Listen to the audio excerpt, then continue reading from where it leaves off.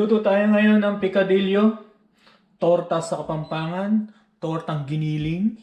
So, ako nga pala si Franklin sa Cruz ng Panlasang Pampanga. Welcome sa aking channel. Kung hindi ka pa nakapag-subscribe, mag-subscribe ka na. So, ngayon, ang unang gagawin natin ay maggisa. Maglalagay tayo ng mantika.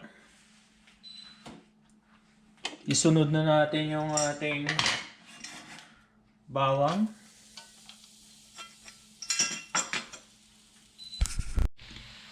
Pagkatapos yung ating sibuyas.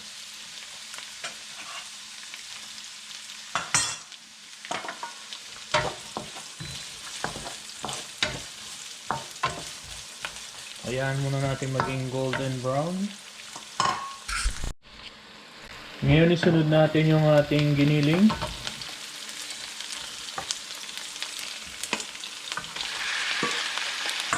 Isang kilo tong ating giniling. Lagyan na natin ng ground pepper at squeeze natin ng mga 1 teaspoon na lemon.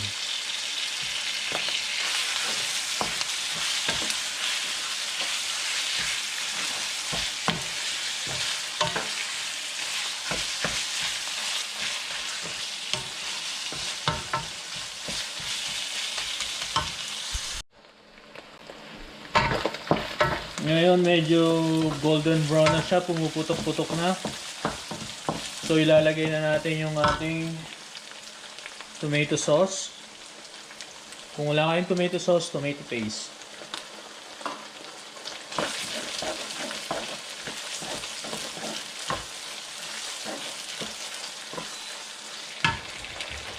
Tapos sabay na rin natin yung ating soy sauce.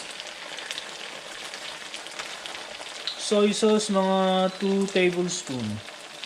1, 2.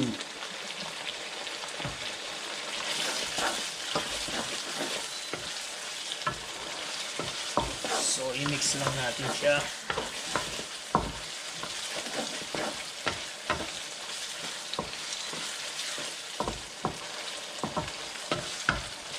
Then, hayaan muna natin ng mga 3 minutes. So, ngayon,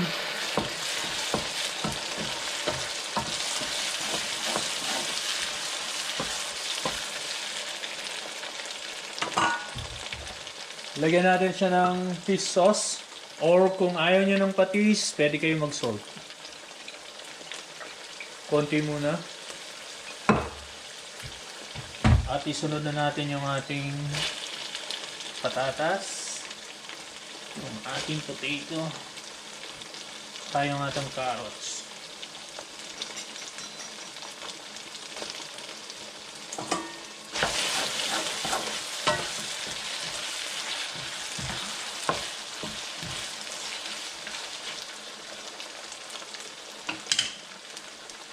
Saka natin takpan. Balikan natin after 5 minutes.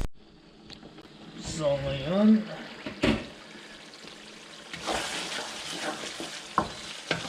so isusunod na natin yung ating chickpeas, yung ating green peas, yung ating bell pepper,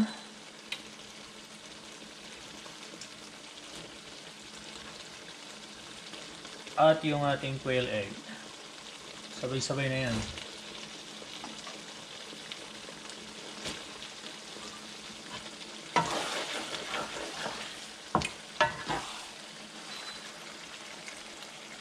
Nakalimutan ng ilaw.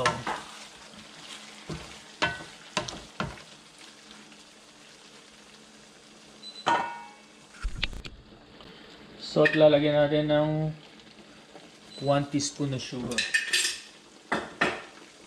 And then, salt to taste. Bahala na kayo kung gusto nyo maalat.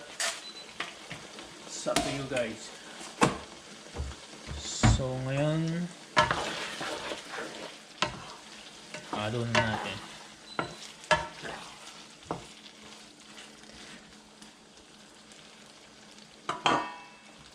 In 2 minutes, luto na yan.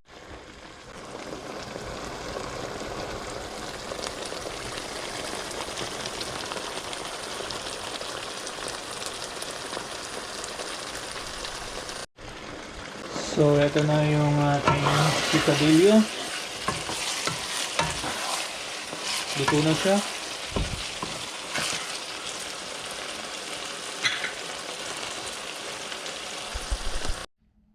Ito na yung ating finished product, ang ating picadillo, tortang giniling.